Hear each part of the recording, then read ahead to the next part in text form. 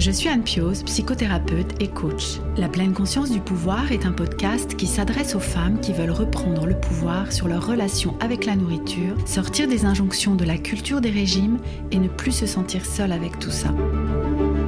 Dans ce podcast, je partage des outils, des réflexions. Je vous parle aussi de pleine conscience et d'introduire dans votre quotidien plus d'observation de votre propre fonctionnement. Je vous propose également des témoignages de femmes qui vivent ou ont vécu un trouble du comportement alimentaire ou une relation compliquée avec leur alimentation. Leurs témoignages vous permettront, je l'espère, de réaliser que nous sommes nombreuses à nous retrouver prises au piège de cette relation toxique. Je vous laisse avec l'épisode du jour. Bienvenue dans l'épisode 27 du podcast La pleine conscience du pouvoir. Aujourd'hui, nous allons parler du couple. Nous allons parler du couple parce que suite à des échanges que j'ai eus avec certaines d'entre vous, certaines de mes abonnés sur Instagram ou de mes auditrices, nous nous sommes rendus compte de l'importance de la relation de couple lorsque l'une ou l'un d'ailleurs, souffre d'un trouble du comportement alimentaire ou d'une relation compliquée avec son alimentation. Et du coup, j'ai envie d'inviter Lucie, qui est thérapeute de couple et conseillère conjugale, pour venir échanger avec moi parce que Lucie a une expertise que je n'ai pas sur la question. Et du coup, j'ai trouvé intéressant que nous puissions échanger toutes les deux ensemble autour de ce thème, afin d'avancer, d'aller un petit peu plus loin et puis peut-être de vous apporter des pistes si donc vous rencontrez des difficultés dans votre couple parce qu'il y a cette relation compliquée ou ce trouble de l'alimentation au milieu finalement. Et puis alors, je vais peut-être laisser un petit peu parler Lucie pour qu'elle puisse se présenter avant que nous allions plus loin ensemble. Donc bonjour Lucie, parce que tu es là, tu m'écoutes et depuis tout à l'heure. Tout à fait, bonjour Anne. Avec Lucie, nous sommes collègues aussi au niveau départemental, puisque toi tu as un cabinet sur l'Essonne aussi. On est un petit peu éloigné dans l'Essonne, mais on n'est pas très loin. Et puis on s'est rencontrés il y a plus de 2 ans maintenant, je pense. Je pense, parce que nous suivions des accompagnements en commun et puis nous nous sommes rapprochés de par notre profession aussi à chacune. Et donc voilà pourquoi tu es là aujourd'hui, pourquoi je suis ravie de t'accueillir. Donc oui, est-ce que tu veux bien te présenter à nous, Lucie ? Oui. Alors, donc moi, c'est Lucie, et donc effectivement, mon diplôme, c'est conseillère conjugale et familiale, mais c'est vrai que j'aime bien parler de thérapeute de couple, c'est, on va dire ça, une facilité de langage, du coup, et que thérapeute de couple va pouvoir englober plusieurs métiers, plusieurs diplômes, dont le mien, celui de conseillère conjugale et familiale. Et donc, comme tu le dis, j'ai effectivement une consultation dans mon cabinet au niveau de Chilly-Mazarin dans l'Essonne. Et je fais également des consultations en ligne. Et donc, je reçois des couples et des personnes seules, en sachant que dans les personnes seules, il va y avoir des personnes qui sont célibataires et des personnes qui sont en couple, mais soit le partenaire n'a pas envie, soit c'est la personne elle-même qui a envie de faire une démarche individuelle par rapport à son couple, du coup. Oui, c'est ça. Et puis, tu es aussi l'auteur d'un podcast, Lucie. Effectivement, j'ai un podcast qui s'appelle Un temps pour nous et qui va aborder les thématiques du couple, de la sexualité, de la communication, etc. Et donc je publie, alors il y en a déjà pas mal qui sont déjà publiés, et là je publie à peu près tous les 15 jours un nouvel épisode du podcast. Oui, et puis on mettra tous les liens dans la description de cet épisode, mais tu as un compte Instagram aussi, on trouve pas mal de ressources. Une chaîne YouTube aussi ? Non, je sais plus.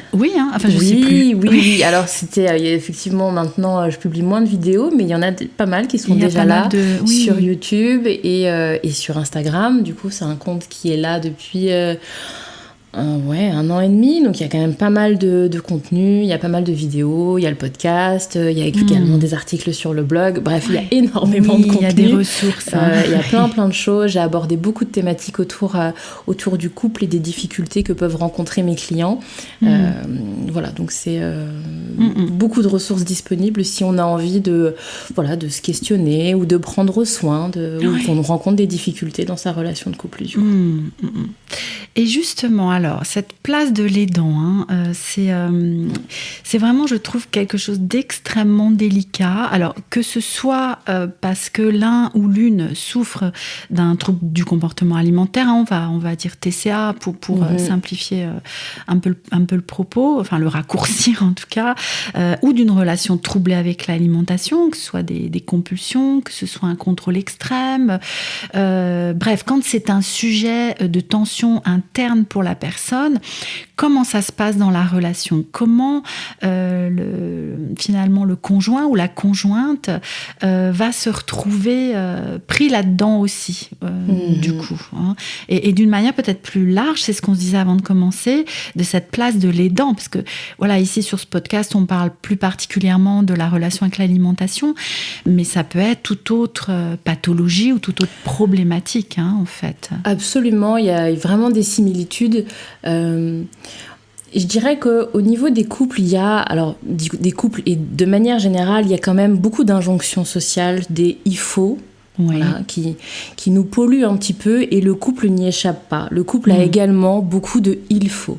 Et donc, quand il y a ce type de difficulté, donc que ce soit, tu le disais, c'est assez large, on parle des TCA, mais plus largement, quand il y a un trouble quelconque, une maladie, quelqu'un qui va avoir à un moment donné un dysfonctionnement ou quelque chose de compliqué, alors va venir se greffer tous les « il faut » de la société. Et sur la place de l'aidant, il y a aussi beaucoup de « il faut ». Et donc, il y a des injonctions de ce qu'on devrait faire, de ce qu'un couple normal devrait faire et être dans ce type de fonctionnement-là, qui va venir mettre une pression assez intense, énorme, à la fois sur la personne concernée, du coup, et sur l'aidant, du coup. Et vraiment...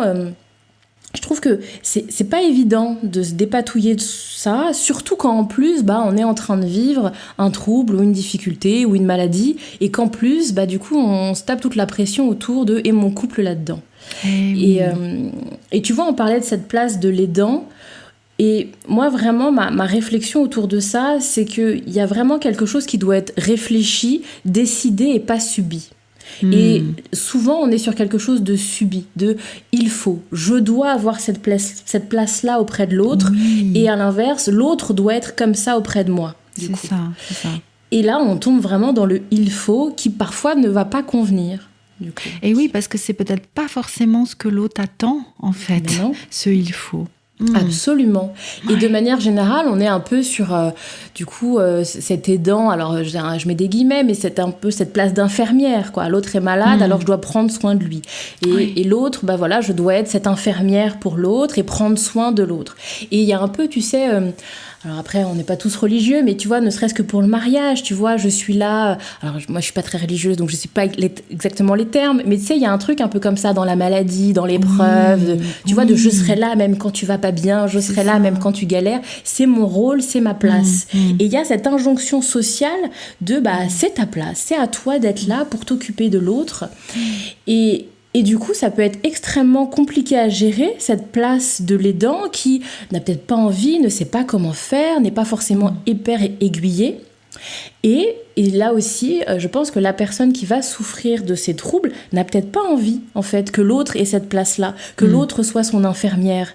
Et du coup, c'est vraiment une réflexion à avoir au niveau de son couple de qu'est-ce qui est OK pour nous, qu'est-ce que nous, on a envie de mettre en place. Est-ce que j'ai envie que tu sois, alors je mets des guillemets, mais est-ce que j'ai envie que tu sois mon infirmière et que tu aies ta place dans ce que je suis en train de vivre ou pas ? Ou est-ce que j'ai envie d'être plutôt sur un travail personnel, une démarche personnelle, et de vraiment faire la distinction entre le moment couple et les moments où, je suis en train de prendre soin de moi par rapport à mes difficultés et mon trouble.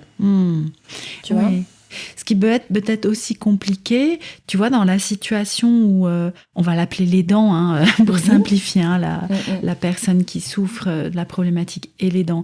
Et si l'aidant, lui, par exemple, a envie absolument d'aider l'autre, tu vois, dire mais si je vais t'aider ou met un petit peu de pression, tu vois, ou essaye d'avancer plus vite que l'autre, et que la personne qui souffre de la problématique a vraiment pas envie de ça, quoi. Comment arriver à accorder ça dans un sens ou dans l'autre, hein, c'est ce que tu disais, mais voilà. Mais oui, parce que souvent, Et c'est pour ça que c'est vraiment un peu intéressant que ce soit accompagné. Parce que souvent, l'autre va le percevoir comme du rejet.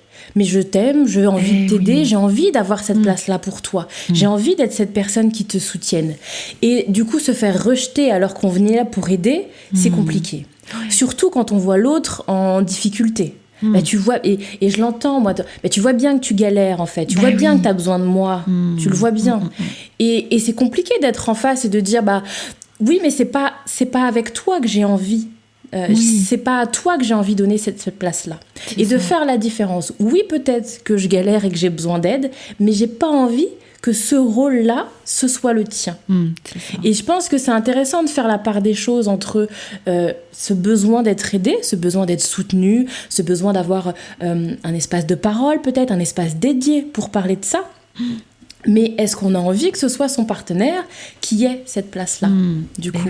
Et c'est là qu'est la nuance. Et effectivement, je pense que c'est intéressant d'accompagner aussi dans « je ne te rejette pas », du coup, mais je suis en train de voir de quoi j'ai besoin et qui peut occuper quel rôle.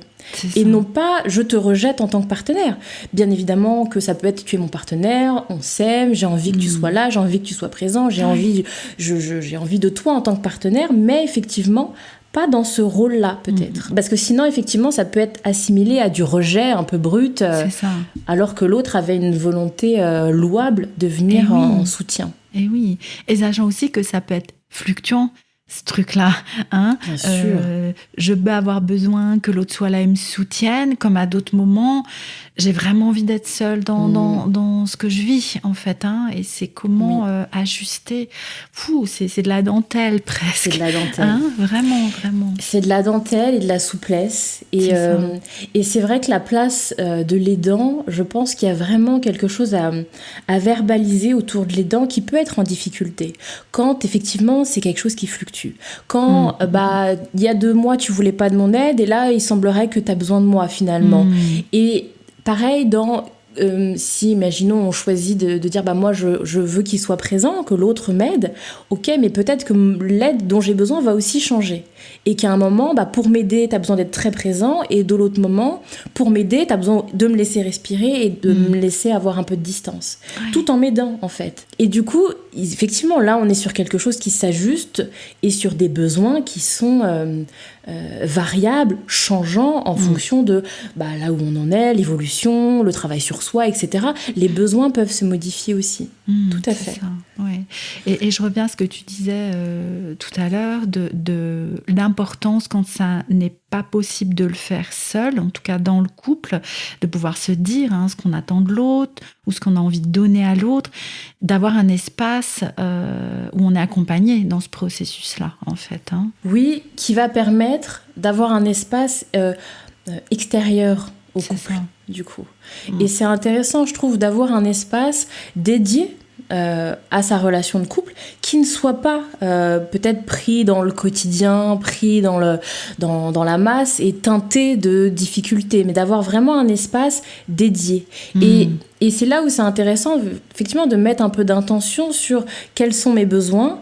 Et là j'ai envie de toi, mon partenaire, ou là j'ai envie d'être aidée, soutien. Et du coup de faire la part des choses en fait. Et comme tu le dis, on est sur quelque chose d'assez affiné, d'assez subtil, et ça demande quand même une bonne connaissance de soi, ça demande de bien pouvoir identifier ses besoins, de pouvoir les exprimer et que l'autre en face soit réceptif aussi. Parce qu'il ne faut pas se leurrer, il y a aussi des réalités, et que l'autre en face n'est pas toujours ultra réceptif, ultra compréhensif sur des situations qui vont durer dans le temps. Du coup, il y a une forme d'épuisement aussi de l'aidant qui peut parfois être lassé et être fatigué de devoir s'ajuster à l'autre, prendre en considération tout le temps les besoins de l'autre et parfois au détriment des siens.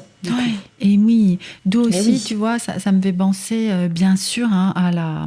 comment dire, à l'aide dont a besoin l'aidant, enfin, absolument. Tu vois, au soutien, et qui aide l'aidant, en fait. Absolument. Qui aide l'aidant, qui aide l'aidant. Quel espace il ou elle peut avoir pour se ressourcer, pour que ses besoins à lui ou elle soient pris en compte. Bien sûr. Voilà, c'est extrêmement Ouais, ça peut être extrêmement complexe aussi. Et alors, il y a une question que nous avions réfléchi et abordée aussi ensemble et qui nous a été suggérée, c'est la question du secret. Hein. Quand le trouble, par exemple, je pense à l'hyperphagie ou même la boulimie, hein, qui peut se vivre pour celle qui la vit sans que ça se voit, en fait, physiquement. Et que donc, il y a ce secret au milieu du couple et que donc la personne qui souffre n'a pas envie, tu vois, que l'autre... c'est l'éléphant au milieu de la pièce, quoi. C'est ça. Et tu vois, pour moi, les troubles comme ça, un peu comme les maladies, c'est un autre qui est présent, tu vois. On en parle. Alors, on en parle aussi dans les addictions, tu vois, par exemple, où on va dire, il y a le couple et il y a l'alcool, quoi, par exemple. Avec vraiment cette idée que l'alcool a une place. Il fait partie du trio, il y a vraiment ça. Et je trouve que le TCA, c'est un peu ça aussi. Il y a moi, il y a toi, et puis il y a le TCA au milieu, qui a aussi, du coup, des interactions, des conséquences. Il y a une place, en fait. Et quand bien même on mettrait le secret dessus, la place, le TCA est encore là, et il y a quand même la place du TCA, en fait. Et quand bien même ce serait caché, ce serait secret, il est là. Et il y a du coup des impacts, des modifications de son comportement, des façons d'être, des décisions qui vont être prises, non, ce soir, j'ai pas envie de sortir avec toi, ou non, tu vois, des choses des actions qui vont être prises.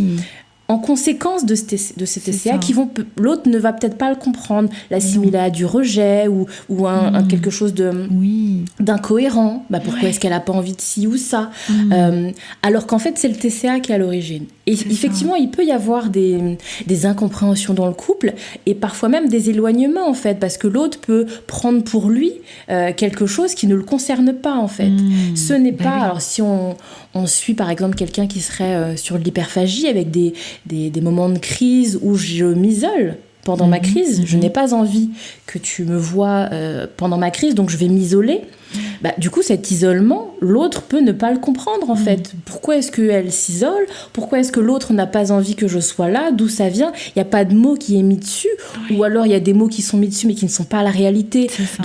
Donc on peut à un moment ou un autre parfois le sentir et le deviner. Je vois bien que c'était bizarre, je sais pas ce que c'est. Et du coup, ça va venir créer des doutes, etc. Est-ce que c'est quelqu'un d'autre ? Est-ce qu'en fait l'autre ne m'aime plus ? Enfin, tu vois, ça va pouvoir gonfler alors que c'est le TCA, en fait. Donc, après, mon discours n'est pas un discours binaire de dire il faut le dire. Parce que je sais bien que ce n'est pas aussi simple que ça. Et que si c'était aussi simple que ça, alors ce serait fait. Mais en tout cas, je pense qu'il faut l'avoir en tête, du coup. Et effectivement, c'est un cheminement, c'est un accompagnement autour de ce secret et de la gestion de ce secret. Et aujourd'hui, il y a cette idée que si aujourd'hui je choisis le secret, c'est que c'est le plus confortable pour moi.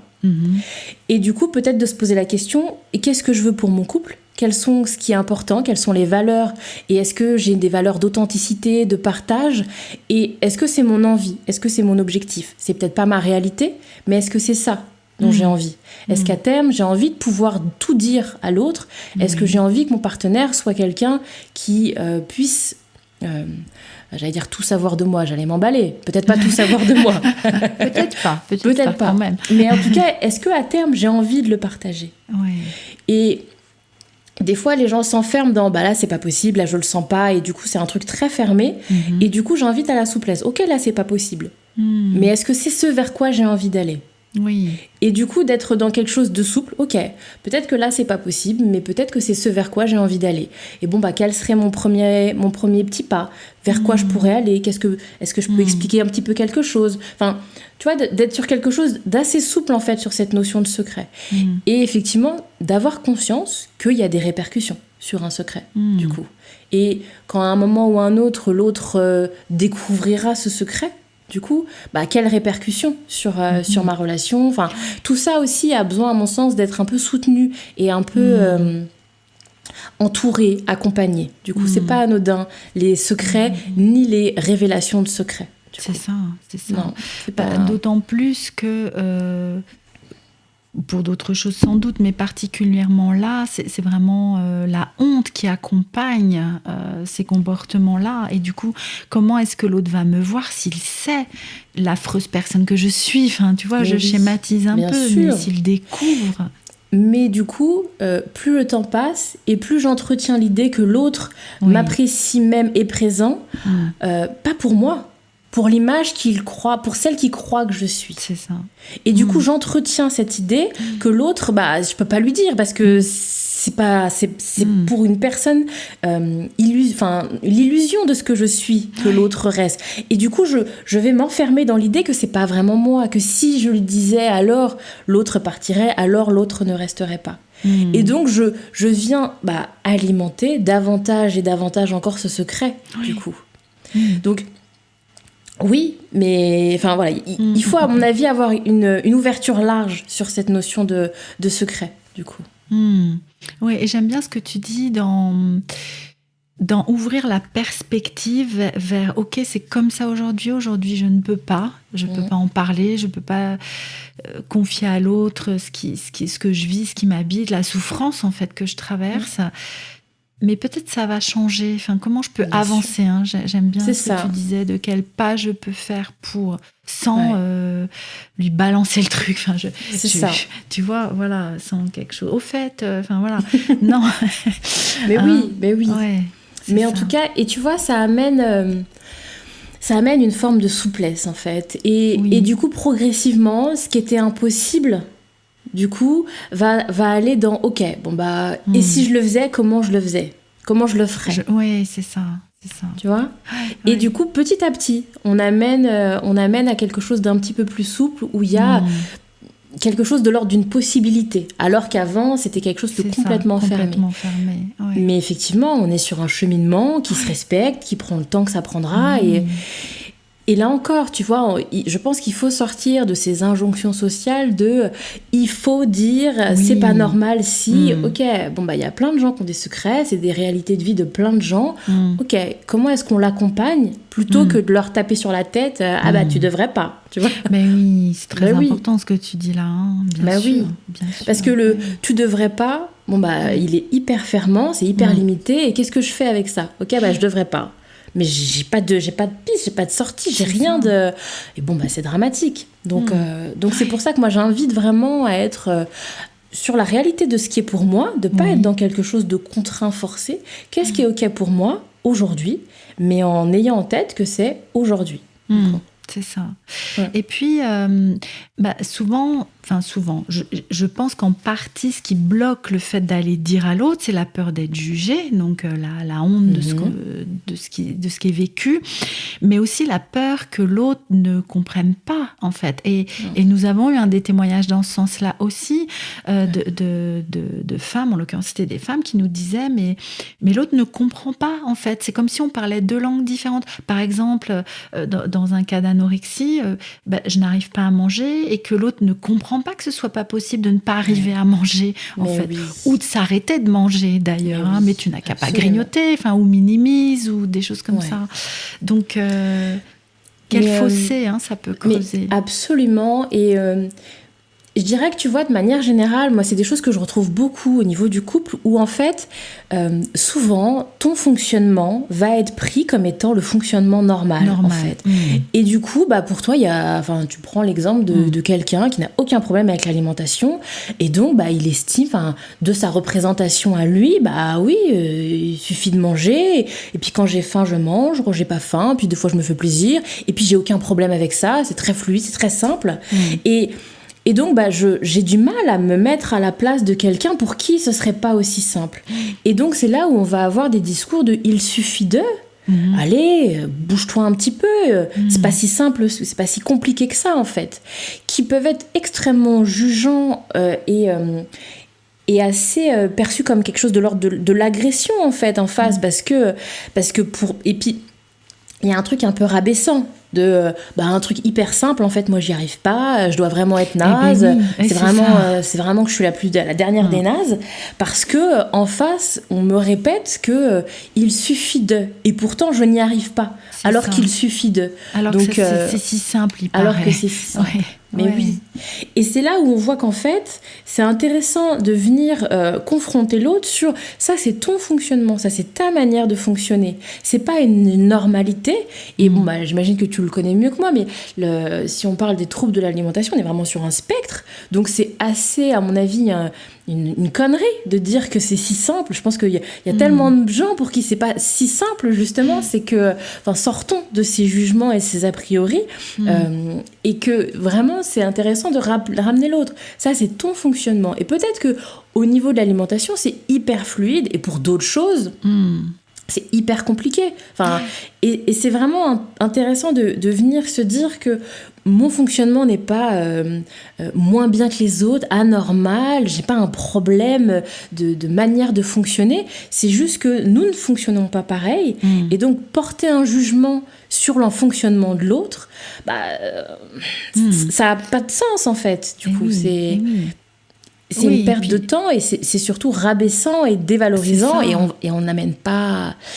on va pas très loin du coup en allant vers l'autre avec ce type d'attitude, à part l'autre se renferme ou du coup le perçoit comme une agression et du coup répond de manière agressive. Du coup il y a aussi ça, hein. Et moi je le vois bien, des couples qui vont du coup aller sur des tensions, sur des conflits, et ça part de ça en fait, c'est j'ai l'impression que tu m'agresses, donc j'agresse en contrepartie, et puis après ça s'enflamme du coup.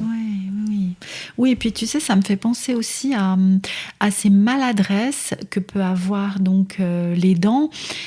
Pas forcément parce qu'il ne comprend pas, mais peut y avoir de ça aussi, mais parce qu'il est tellement inquiet, en fait, qu'il voudrait à tout prix que l'autre aille bien plus vite, en fait. Mais oui. Et du coup, tu n'as qu'à... Tu vois, ça peut aussi... Mais bien sûr, ça. Et puis, il y a une sincérité, puisque de son prisme, c'est hyper simple. De son prisme, c'est d'une simplicité presque enfantine, en fait. C'est vraiment, quand l'autre n'a pas de problème avec l'alimentation, alors ça lui semble invraisemblable, en fait. Et effectivement, ça crée une forme d'impuissance, je sais même pas comment t'aider, quoi faire, comment, parce que pour moi, ça coule de source, en fait.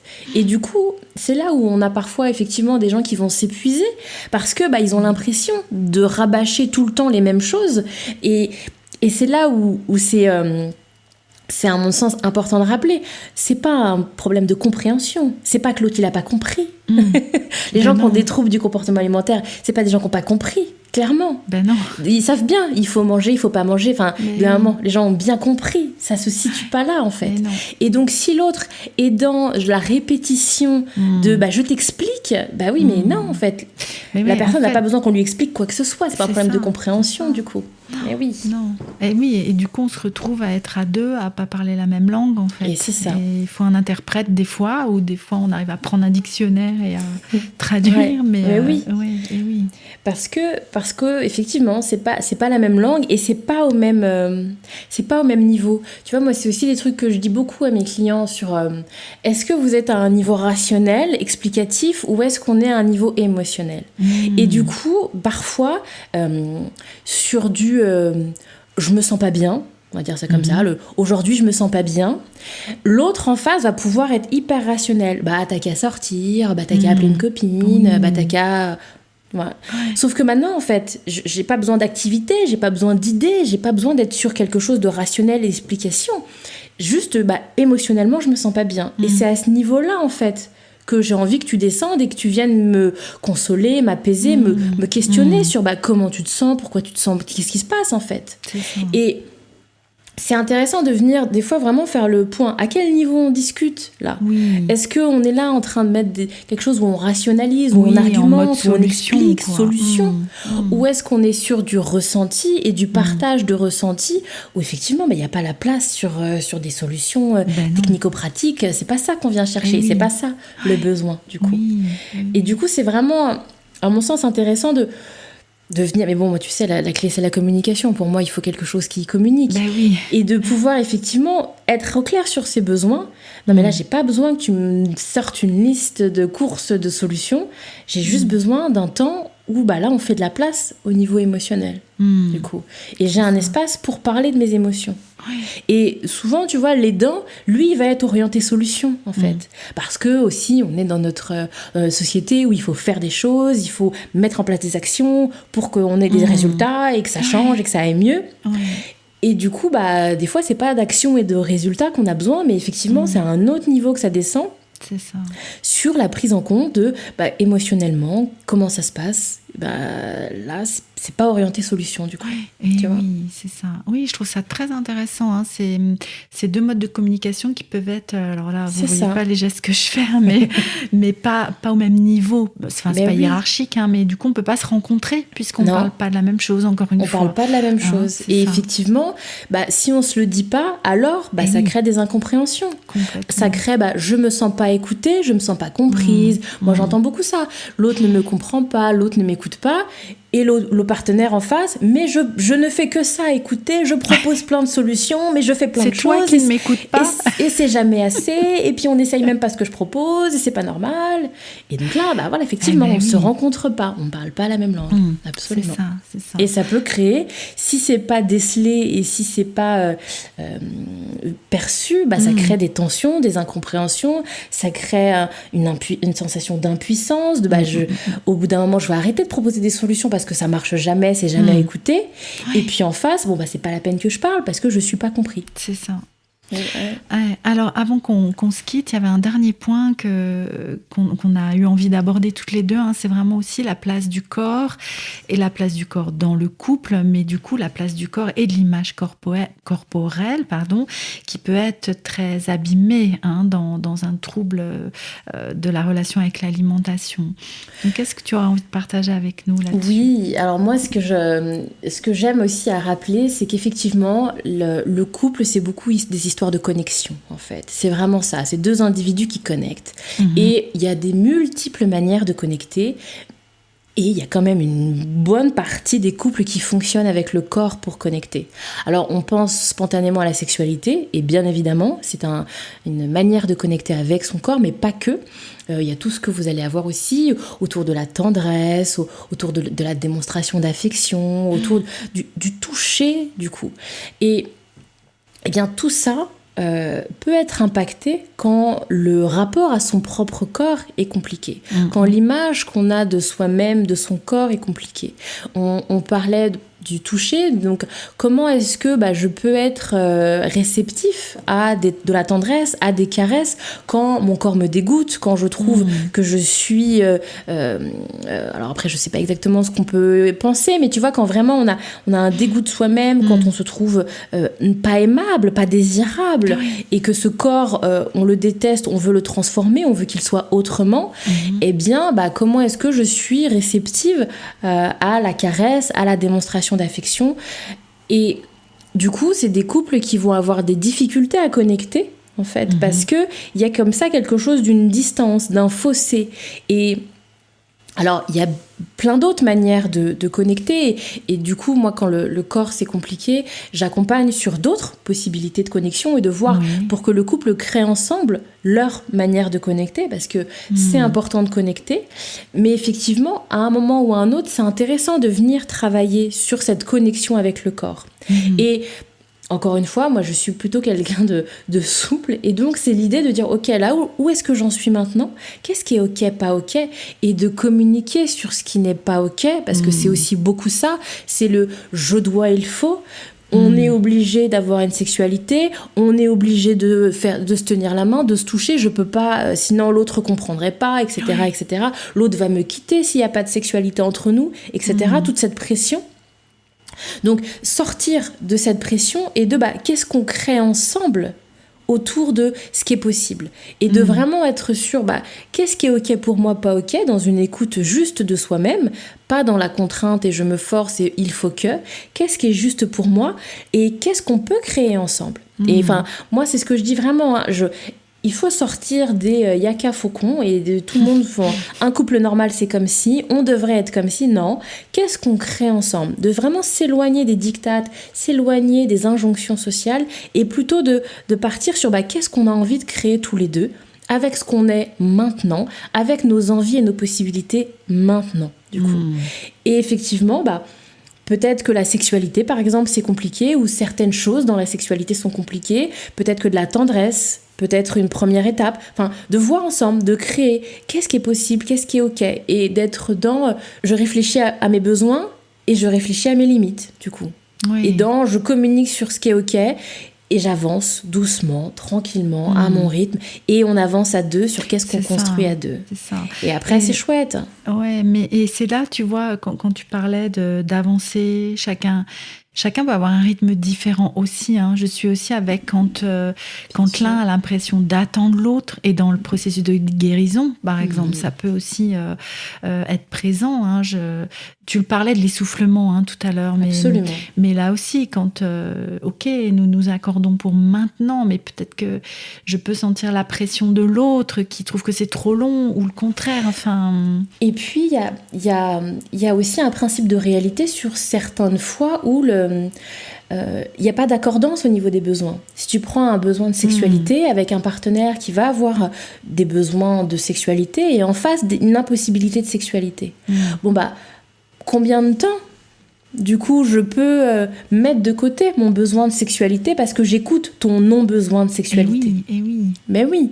Et à un moment, quand écouter les besoins de l'autre, c'est freiner, amoindrir, s'asseoir sur les siens, effectivement, c'est compliqué. Ouais. Et du coup, ça demande à être accompagné, à être réfléchi à deux, à avoir ces conversations-là, qui ne sont pas des conversations toujours très simples, du coup, toujours très agréables, mais qui sont nécessaires, du coup. Et effectivement, parce que c'est le principe du couple, en fait. Quand ça fonctionne bien et qu'on a les mêmes besoins en même temps, tout le monde est content. Oui, tout va bien. Mais bon, ça dit. Oui. Voilà, mais j'aime aussi rassurer les gens que ça arrive à tous les couples. Et là, je m'éloigne des TCA. Tous les couples, vous êtes deux êtres humains différents, vous n'avez pas les mêmes besoins, vous n'avez pas les mêmes éducations, vous n'avez pas les mêmes fonctionnements. C'est donc normal que à certains moments vous n'ayez pas les mêmes besoins en même temps. C'est logique. C'est logique et automatique. Vous n'aurez jamais tout le temps les mêmes besoins et les mêmes envies. Et donc, comment est-ce qu'on fait couple? Comment est-ce qu'on reste connecté? Comment est-ce qu'on reste en lien quand on n'a pas les mêmes besoins au même moment? C'est ça. Et c'est là qu'on crée son couple, en fait. Eh oui. C'est là qu'est le couple. Et oui. Et tu vois, et peut-être après tu auras autre chose à rajouter avant qu'on se quitte, mais je trouve ça extrêmement... Moi, j'allais dire extrêmement puissant, en fait, ce que tu dis autour de ce défi de sortir des « il faut ». Tu vois, c'est ce que tu nous as dit depuis le début. Et comme si, tu vois, l'image du couple, c'était « il faut être tout le temps accordé, il faut ». Bien sûr. Et ça fait partie de l'image un peu véhiculée par la société. L'amour peut tout, il suffit de s'aimer et ça ira. Ok, dans la vraie vie, non. L'amour ne fait pas tout. Et que j'ai de l'amour, mais j'ai aussi des besoins, j'ai aussi des limites. Et quand bien même je ressens de l'amour pour l'autre, il y a des choses qui sont ok, des choses qui sont pas ok. Et j'ai des besoins qui sont différents. Quand bien même il y a de l'amour, du coup. Et effectivement, souvent, il va y avoir des couples qui vont alors, c'est qu'il y a un problème, c'est qu'on s'aime pas assez, c'est qu'on s'aime pas comme il faut, c'est qu'on sait pas bien faire, c'est que finalement, c'est peut-être pas le bon, etc., etc. Qui vont venir remettre en question leurs sentiments amoureux, leur couple. Alors que non, ce sont des besoins différents. Oui, c'est normal. Ça fait partie de... Vous êtes deux êtres humains, c'est normal. Du coup, vous n'avez pas les mêmes besoins. C'est ça. Et que ce n'est pas, alors c'est peut-être surtout nous, en tant que petites filles, qui avons été bercées par les « ils vécurent heureux, ils eurent beaucoup d'enfants ». Absolument. Je ne sais pas si les petits garçons aussi sont bercés à ça, mais stop, quoi.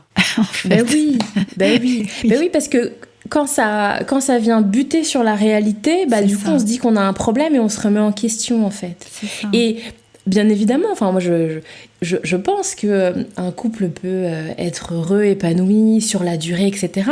Mais c'est normal qu'il y a des moments où il y ait des réajustements parce que les besoins évoluent, parce que le fonctionnement de l'un et l'autre évolue et que ça se réajuste et c'est normal et c'est pas un problème ni un dysfonctionnement du coup.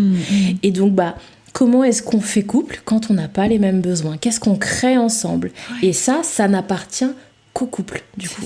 La création finale, ce qu'ils vont mettre en place, c'est unique. Ça dépend de leur histoire de vie, de leurs besoins, de leurs possibilités. C'est unique ce qu'ils vont mettre en place, du coup. Mais oui. Mais trop de couples sont là à regarder ailleurs ce qui se met en place, à du coup venir s'auto-juger sur des pseudo-normalités.